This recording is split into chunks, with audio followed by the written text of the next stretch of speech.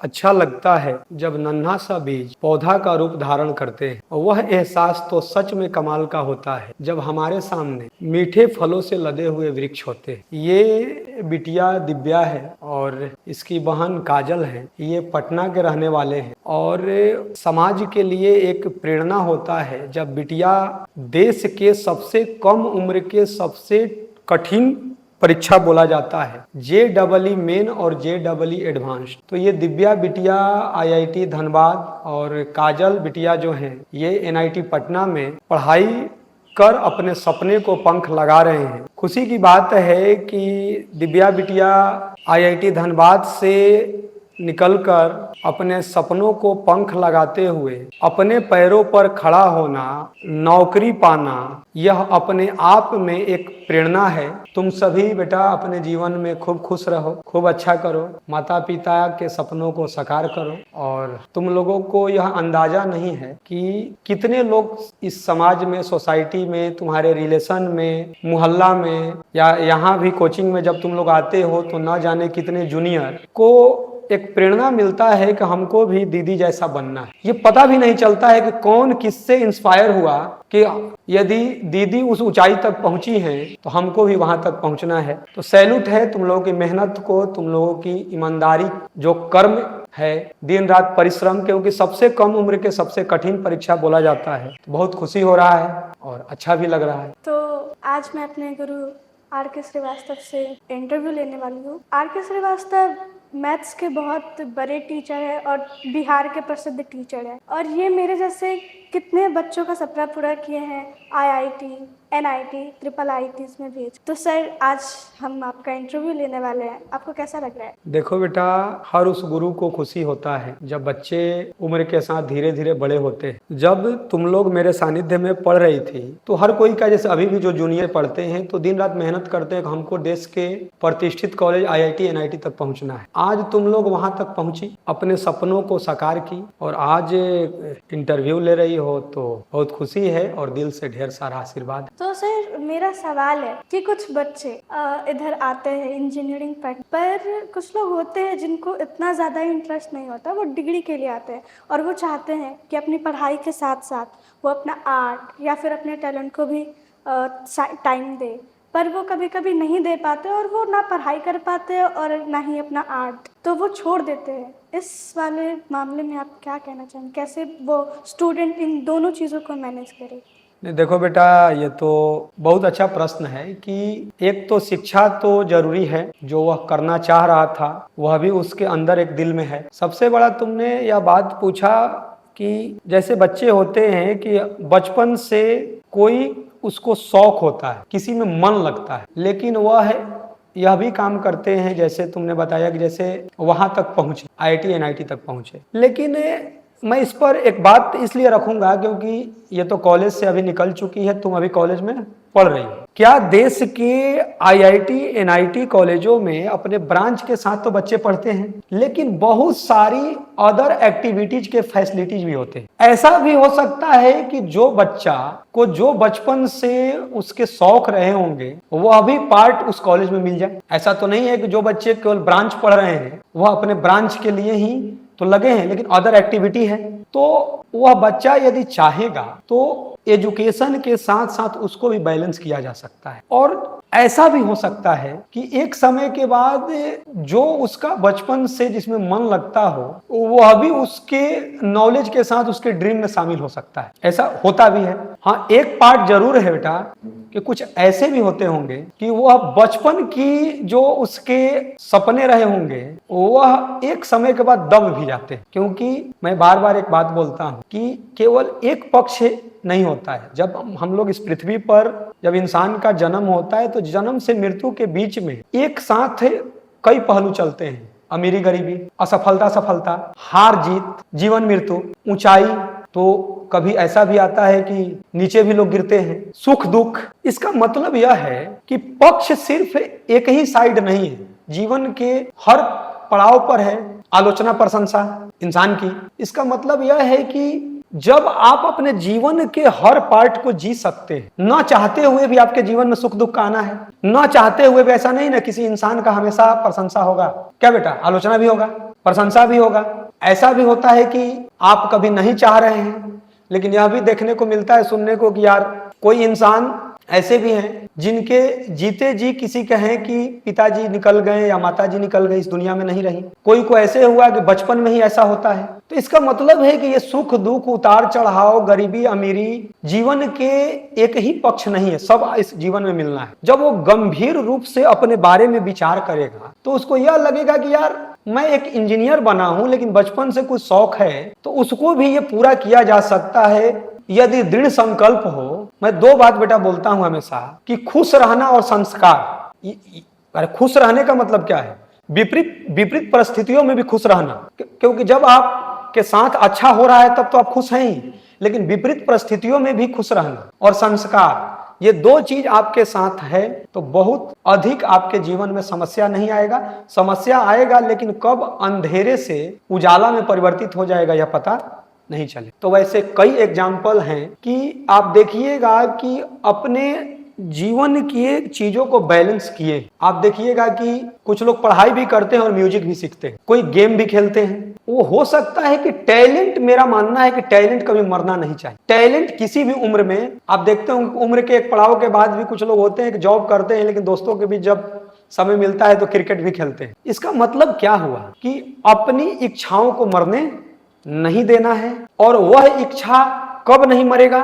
जब आपको यह लगेगा कि छोटी छोटी बातों से छोटे छोटे सपने जो होते हैं, आपके कड़ी मेहनत, ऊंची सोच और पक्का इरादा से वह एक दिन बड़ा सपना का रूप धारण कर लेता है। क्योंकि मेरा ऐसा मानना है कि सपना कोई छोटा होता ही नहीं है। तो शायद इसके बहुत सारे उत्तर तो तुम्हारे पास ही है कि बहुत सारे कॉलेज में तुम लोगों ने एक्टिविटी को भी, बहुत सारे गेम जो होते हैं कॉलेज में, पढ़ाई के साथ साथ, क्योंकि उतनी फैसिलिटी सरकार देता ही है, तो ये कोई बड़ी बात नहीं है। दृढ़ इच्छा शक्ति हो तो एक साथ एक इंसान कई काम भी करते हैं। और इसी ईश्वर के द्वारा दिए हुए जो 24 घंटा का जो समय होता है उसमें से इंसान अपनी पढ़ाई भी जारी रखते हैं और मेंटल प्रेशर जो होता है, मेंटल हेल्थ को बेहतर करने के लिए अदर एक्टिविटी में भी भाग लेते हैं। अब मैं तुमसे यह पूछना चाहता हूं कि तुम्हारे अनुसार, क्योंकि अब तुम्हारा भी एक अनुभव हो रहा है, कॉलेज में गई हो, तो तुम्हारे अनुसार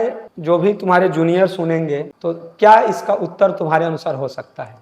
हमारे सपने हमारी पहचान होती है, हमारे टैलेंट दिखाते हैं कि हम क्या हैं। अगर हम उन पे गिव अप कर देंगे तो फिर हमारे जीवन का कोई मतलब ही नहीं। तो हाँ, आखिर आप कभी तो पढ़ोगे, डिग्री तो लेनी ही है, पर आप एक इंजीनियरिंग एक डिग्री की तरह है, डिग्री लो और अपने टैलेंट में अगर आप बहुत अच्छा कर रहे हो तो उसको एज अ करियर भी परस्यू कर सकते हो। मेरे ख्याल से कि आप करिए जो आप कर सकते। बहुत सुंदर, बहुत सुंदर। देखिए, बिटिया ने अपने अनुभव को भी शेयर किया और यह अनुभव कॉलेज में पहुंचने के बाद अपने आप आते हैं और बहुत अच्छा लगा बेटा सुनकर। सर, मेरा सवाल आपसे ये कि जैसे बच्चे जब घर से बाहर आते हैं पढ़ने या कॉलेज में भी जाते हैं तो, और वहाँ पे जब वो अपने जो लेवल के बच्चों को देख तो उनके ऊपर काफ़ी प्रेशर बनता है परफॉर्म करने की, या जो भी जॉब की तैयारी वगैरह भी कर रहे हैं तो वो मार्केट में जो भी कॉम्प्स वगैरह है तो उसके लिए उन पे प्रेशर रहता है। तो आप उन जो भी उन्हें जब वो तैयारी कर रहे होते हैं तो काफ़ी इमोशनल प्रेशर्स भी आते हैं, क्योंकि फैमिली का जो भी होता है एक तरीके से आप उम्मीद होती है अपने बच्चों पे, और जो उनके घर वाले हैं, रिश्तेदार वगैरह, उनका भी उम्मीद होता है। साथ में वो अपनी उम्मीदों पे भी खरा उतरना चाहते हैं। तो इन सारी चीज़ों की वजह से उनके मेंटल प्रेशर पे भी मतलब मेंटल पे भी ज़्यादा प्रेशर पड़ता है। तो उसको ठीक करने के लिए आप कुछ बता सकते हैं कि क्या करना चाहिए? और अभी जो जैसे जिस हिसाब से टेक्नोलॉजी बढ़ रही है तो काफ़ी लोगों को जॉब के टाइम में ये टेंशन है कि हमें निकाल दिया जाएगा, तो ये प्रेशर लगातार रहेगा ही। तो मुझे ऐसा कुछ सॉल्यूशन चाहिए जो लंबे समय तक काम दे। तो मैं इसमें आपकी राय। देखिए, बिटिया ने एक साथ 2 क्वेश्चन पूछे और दोनों को मैं बारी बारी से उत्तर देने का मैं प्रयास करूंगा। एक तो जब बच्चे 10th पास करके घर से बाहर निकलते हैं तो एक वह भी सपना लेकर आता है और एक माता पिता की उम्मीदें जो भी हो, IIT जाए, NIT जाए, डॉक्टर बनना हो या जो भी यूपीएससी करना हो, सब सपने लेकर मतलब 10th पास करके तो बच्चे मान लीजिए कि अभी तो ये आईआईटी मेडिकल की बात करते हैं, लेकिन थोड़ा सा उम्र अधिक होता है तो वो यूपीएससी के साइड भी बचपन से सपना होता है कि हम करें। वो तो मान लीजिए कि ग्रेजुएशन के बाद जो बच्चे अपना यूपीएससी के साइड बढ़ते हैं, लेकिन मेरा ऐसा मानना है कि जब तक वह एग्जाम में बैठ रहा है तो वह एक विद्यार्थी है, उसकी भी एक उम्मीदें हैं और एक माता पिता की उम्मीदें हैं। लेकिन उन बच्चों को मैं यह कहना चाहूंगा कि शिक्षा कभी बेकार नहीं जाता है। बच्चे दो प्रकार से सोचते हैं कि मैं इसमें सेलेक्ट नहीं। क्या बेटा जीवन के अंतिम सफलता किसी एग्जाम का एग्जाम में चयन हो सकता है क्या? वह एक मापदंड हो सकते हैं, एक अंक आना एग्जाम का एक हो सकता है कि इसमें आप चयन हुए या 2 नंबर से छट गए। सबसे बड़ी बात मैं बच्चों को ऐसे समझना है, जो बच्चा 10th का परीक्षा दिया और वो देश के अलग अलग हिस्सों में पढ़ने गए, जैसे तुम लोग भी पढ़ने आई, तो सपना लेकर ही बच्चे आते हैं, तुम लोग सफल हो गई। लेकिन बच्चों को यह समझना है कि वो 10वीं का परीक्षा दे चुका है तो अपने घर में या अगल बगल इतना तो उसे अक्ल है कि कभी कोई छोटा बच्चा को देखता हो, छोटा बच्चा को जब देखता होगा कि जब उसको पहली बार जब उसको चलना सिखाया जाता है तो माता पिता उसको ऐसे प्यार से ऐसे बुलाते हैं और पीछे एक आदमी, दादा दादी या कोई भी घर का हो, वो धीरे धीरे छोटे पैर से चलना शुरू करता है और धीरे धीरे तुम देखोगी वो ऐसा लगता है कि चलते चलते गिर ना जाए तो पीछे से ऐसे कोई सपोर्ट रखता है कि वो गिर ना जाए। क्यों ये एग्जाम्पल मैं दे रहा हूं, इसको फिर इस कड़ी से मैं जोड़ूंगा। है क्या कि ऐसा तो नहीं ना है कि ऐसा भी होता है कि कई प्रयास में बच्चा गिरता होगा, तो ऐसा तो नहीं है कि उसको व्हील चेयर की व्यवस्था किया जाता होगा, ऐसा तो नहीं होता होगा। उसको वह प्रक्रिया कई दिनों तक चलता है और धीरे धीरे बड़ा होता है तो वह चलना सीख जाता है। अब ऐसे समझिए इसके दूसरे एग्जाम्पल, जो बच्चा इस हार जीत, असफलता, मेंटल हेल्थ इन सबसे परेशान है, उनको यह बात बताना है क्या वह पहली बार साइकिल चलाना सीखा होगा तो वह पहला प्रयास में सीखा होगा क्या? गिरा होगा तो छोड़ा था क्या? यह हुआ होगा कि अब मैं नहीं सीखूंगा, कई प्रयास के बाद सीखा। कोई इंसान बाइक चलाना सीखा, क्या पहला प्रयास में सीखा क्या? और आ जाओ, जब छोटी उम्र में बल्ला पकड़ना सीखा होगा तो क्या कभी उसको ढंग से पकड़ने नहीं आता होगा? मतलब यह है कि जब वह बचपन की बातों के साथ धीरे धीरे आगे बढ़ेगा तो लगेगा कि यार ये जिसके चलते परेशान है वह बहुत बड़ी परेशानी का कारण नहीं। अंतिम सत्य यही है बेटा कि वह मन में एक भ्रम पाला हुआ है, मन में एक भ्रम पाला है, उसको मोटिवेट कौन करेगा? क्योंकि वो तो छोटे उम्र का बच्चा है, 10th पास किया, तो उससे उम्र में बड़े कौन है? उम्र में बड़े हैं जहां पढ़ने आया उसके गुरु, माता पिता उम्र में बड़े हैं। ये सब एक टीम वर्क बनकर उसको मोटिवेट करेंगे, उसको बताएंगे कि बेटा यह रास्ता जो है बहुत ही कठिन नहीं है, यदि तुम्हारे कर्म ईमानदार हैं तो सफलता मिलेगा। 2 बात हो सकते हैं, किसी को सफलता जल्दी मिल जाते हैं, किसी को सफलता देर से मिलते हैं, लेकिन दोनों इंसान में से किसी को सफलता दोनों में से उसी को मिलते हैं जिनके कर्म ईमानदार हैं। जब हमारे पास बच्चे पढ़ने आते हैं तो मैं कई बार प्रयास यह करता हूं पहले कि बेटा हर कोई अपनी प्रशंसा सुनना पसंद करता है, लेकिन मैं एक कॉपी देता हूं या एक पेज दे देता हूं, 1-2 पेज, मैं बोलता हूं कि अपनी कमियां इस पेज पर लिखो, आलोचना लिखो। अरे कोई इंसान है तो कुछ ना कुछ तो कमी होगा ही। जो इंसान यदि अपनी कमियां खुद लिखने लगा और जिस रूम में रहता है वहां पर उसको चिपका दे, जब जगेगा तब देखेगा कि यार ये कमी है और मैं खुद ही लिखा हूं। वह कमियां 1 साल में तो नहीं हुआ होगा, समय लगा होगा। वह धीरे धीरे जब देखेगा तो अपने से दूर कर लेगा। कुछ उसमें उसके शिक्षक उसमें हेल्प करेंगे, कुछ उसके सीनियर भी हेल्प करेंगे, जैसे आप लोग भी आकर अपने जूनियर को मोटिवेट करते हैं, काउंसलिंग में भी बहुत सारे हेल्प कर रहे हैं। तो हेल्प के कई तरीके होते हैं। तो जब आप ऐसे भी समझिए, उन बच्चों को अब ऐसे बात करना है कि जो बच्चा 10th पास कर गया, तो मैं यह कहता हूं कि 10th तुम पास कर गया, अब तुम 7 क्लास के जो ज्यामिति जो है तुम 7 क्लास में जो पढ़ा था वह प्रमेय थ्योरम तुम सारा का सारा बोर्ड पर प्रूफ कर देगा। तो बच्चे उसमें से अधिकांश बच्चे यह बोलते हैं कि सर प्रैक्टिस छूट गया है, भूल गए। इसका मतलब है कि वो नॉलेज से कमजोर नहीं है। 10th क्लास से 11th में आया तो 7 क्लास के बहुत सारी ज्यामिति है, चाहे जो चीजें वो पार्ट छूट गया, स्वाभाविक है। इसका मतलब यह है कि उस बच्चे को जो असफलता का एक भय है या एक दूसरा भय है कि कोई हमसे आगे ना निकल जाए। उन बच्चों को मैं बार बार यही कहता हूं कि कोई भी क्वेश्चन बनाते हो या कोई चीज पढ़ते हो, उसको एक बार रिवीजन किया, उसको एक सप्ताह में तुम 3-4-5 बार रिवीजन करके देखो, हर बार यह लगेगा कि पहला बार से तुमको आसान लगेगा। तो जब पहला बार में ही तुमको था कि यार मेरा रिजल्ट नहीं होगा, तो 5 बार पढ़ने के बाद तुम्हारा कॉन्फिडेंस कैसे बढ़ गया? इसका मतलब यह है कि शिक्षक क्या बोले, 5 बार रिवीजन करो। रिवीजन कौन किया? टीचर किया कि बच्चा, स्टूडेंट किया? इसका मतलब है कि तुम ही दुखी थे या तुम ही एक समय के बाद खुश हो गया कि यार ये तो रिवाइज करते करते ये तो मेरे लिए तो आसान हो गया। कहने का मतलब यह है कि यदि आप कड़ी मेहनत, ऊंची सोच है, उसके साथ यदि इरादा पक्का है, तो कभी भी मन छोटा होगा। तो मैं बार बार कहता हूं कि अपने माता पिता का आंख बंद करके और लंबी सांस लेकर एक बार चेहरा को ध्यान रखना कि जब तुम ऊंचाइयों को पहुंचोगे तो उनके खुशी के पल देखना, और जब तुम असफल भी हो जाओगे, ये भी कहना है ना कि जब तुम असफल भी हो जाओगे फिर भी माता पिता तुम्हारे साथ हैं। सफलता में तो खुशी है, असफलता में भी वो दुखी नहीं है, उसमें भी साथ है। बेटा कोई बात नहीं है, और एक सच्चा गुरु है तो वह भी साथ है। मैं एक बात इसमें मैं बोलूंगा कि देखो हो क्या है, समाज थका हुआ है, सब नहीं लेकिन अधिकांश रेशियो में आर्थिक परेशानियों से थका हुआ है, रिश्तों की जटिलता से थका हुआ है। थका हुआ समाज कभी सत्य नहीं चाहता है, वह हमेशा आराम चाहता है, वह ऐसा गुरु चुनना चाहता है जो उसको झूठी संतावना दे, चुनौती नहीं। जबकि सत्य हमेशा चुनौती देता है और थका हुआ मन कभी चुनौती नहीं झेल सकता है। मैं जो बोलना चाहा हूं समझ गई हो कि मैं कहना क्या चाह रहा हूं। तुम अंदर से कमजोर नहीं हो, मन थक गया है। तो मन थक गया है तो छोटे बच्चे जो उम्र में छोटे हैं उसका कोई दोष नहीं है, जो उससे उम्र में बड़े हैं वो उसको मोटिवेट करेंगे। जब जब हारा है तब तब हाथ पकड़ के क्या करना है, उसको आगे बढ़ाना है। दूसरा तुम्हारा बेटा प्रश्न यह है कि आज के आधुनिक व्यवस्था में एआई का दौर आ रहा है कि मतलब लोग डरे हुए हैं कि नौकरी जो है छटनी जो बोला जाएगा कि बहुत लोग नौकरी चला जाएगा। कई तुम्हारे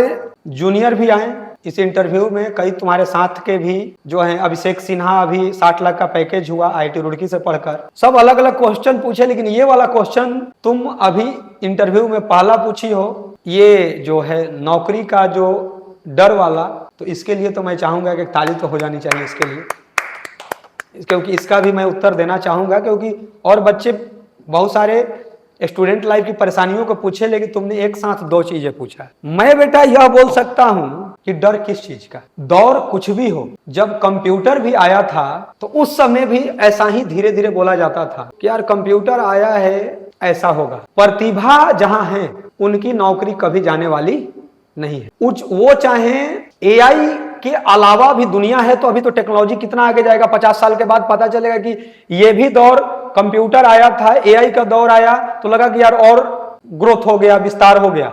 पता चलेगा कि 30-40 साल के बाद पता चलेगा कि यार ये भी छोटा हो गया और विस्तार हो गया। हर बार ऐसा आएगा, लेकिन आप मिलाओगे कि कभी भी टैलेंटेड लोगों का नौकरी पर कभी दिक्कत आने वाला नहीं है। दौर कुछ भी हो कभी भी आने वाला नहीं। भले वो घर से काम करेंगे, हो सकता है कि ऑफिस प्रक्रिया के अलावा वो घर से वर्क करें, लेकिन जॉब में कभी कमी आने वाला नहीं है। किनके लिए? जो प्रतिभाशाली। जब एआई नहीं था तो क्या बेरोजगार लोग नहीं थे? क्या नौकरी वाले भी थे तो बेरोजगार भी थे?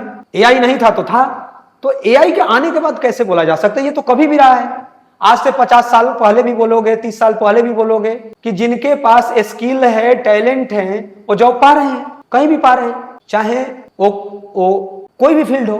तो उसमें डरने की जरूरत नहीं है। जीवन में कहीं से भी ज्ञान पाया जा सकता है, और मेरा मानना है कि पढ़ने का कोई उम्र नहीं होता है। पूरे जीवन तक आप चाहिएगा तो ज्ञान पा सकते हैं। किताबों से ज्ञान पाइए, उम्र के उतार चढ़ाव से भी ज्ञान पाया जाता है, तो उससे भयभीत नहीं होना है। हाँ जरूर है कि यह जरूर समझना है कि शिक्षा का विस्तार हो रहा है, तो अपने ज्ञान के स्तर को बढ़ाना जरूरी है। इसको नकारा नहीं जा सकता है। समय के साथ ज्ञान के स्तर को बढ़ाना है, और कोई बड़ी बात नहीं है। मुझे आज भी एक बात याद है बेटा, और वो भावुक और खुशी के पल होते हैं। शायद 4 साल पहले की बात है कि तुम शायद पिताजी थे, और आज वह सपना पूरा हुआ नौकरी की बात की, उसी पर मैं चर्चा कर रहा हूं कि जब तुम आईआईटी कॉलेज तक पहुंची और आज तुम नौकरी करने जा रही हो, तो हमको वह भावुक पल याद आ गया। वैसे ही वहीं पर अभिषेक आशुतोष के माता पिता भी, जो 1 रुपया गुरुदक्षिणा दिए थे और तुम और शायद तुम्हारे पिताजी थे, जहां तक हमें याद है। तो वह पल इसलिए याद आ रहे हैं कि अब बच्चा लाखों करोड़ों में अपने सपने के साथ धीरे धीरे आगे बढ़ रहा है। तो वह 1 रुपया नहीं था। ये गुरुदक्षिणा परंपरा आज से नहीं है, सैकड़ों वर्ष, सैकड़ों क्या है, मतलब जब से भारत में गुरुकुल परंपरा रहा है। तो मैं वही उसी समय मैं बोला था कि यह 1 रुपया मेरे लिए ये करोड़ों अरबों के बराबर है। वह बच्चा अपने पैरों पर खड़ा होगा। तो सोचो कि वह 4 साल के बाद वह पल आया कि नहीं आया। वह सिक्का हम लोग सजा कर रखते हैं। दिव्या बिटिया उस वर्ष से, मतलब ये दी थी, पिताजी थे, तो ये भावुक पल होते हैं। तो नौकरी मिला कि नहीं मिला समय के साथ। तो टैलेंट जिसके पास है, वो कोई भी दौर आए, टैलेंटेड के लिए नौकरी है। हाँ, यह सत्य है कि समय के साथ अपने ज्ञान के स्तर को हर इंसान को बढ़ाना चाहिए, क्योंकि सीखने का कोई उम्र होता नहीं है। तो बहुत अच्छा लगा बेटा, जीवन में खूब अच्छा करो, खूब ऊंचाइयों को पाओ और दिन दूना रात चौगुना तरक्की करो। और मैं चाहूँगा कि जब जब तुम लोग आओ तो अपने जूनियर को मोटिवेट करो और उन लोगों को भी लगे कि मुझे दिव्या दीदी जैसा, काजल दीदी जैसा हमको भी ऊंचाइयों तक पहुंचना है। और ऊंचाई का एक ही माध्यम है मेहनत, क्योंकि वहां तक तुम लोग पहुंची जहां तक हमें याद है दोनों को ही, कि तुम्हारे दौर में भी, इसके दौर में भी, कि बच्चों को रात रात भर बैठना क्यों सिखाएं। क्योंकि जब वो रूम पर सेल्फ स्टडी करेगा तो उसको आदत हो जाएगा। तो पहले शिक्षक खुद बच्चों के साथ रात से सुबह तक, नाइट क्लासेस तुम्हारा भी चला था, इनका भी चला था। उद्देश्य यह होता है कि मेहनत करना उसको सिखाया जाए और फिर समय के साथ धीरे धीरे बच्चा खुद, क्योंकि अंतिम सत्य यही है कि रिजल्ट सेल्फ स्टडी से आते हैं। ये मैं मानता हूं कि रिजल्ट बस उसको एक माध्यम करना है कि बेटा मेहनत करना है, टेस्ट में नंबर कम आएंगे, कभी तुम्हारे अनुसार भी आएंगे, कभी हो सकता है कि तुम्हारी सोच के अनुसार नहीं आएंगे। अपनी कमियों को खोजते हुए आगे बढ़ना है। बहुत अच्छा लगा बेटा।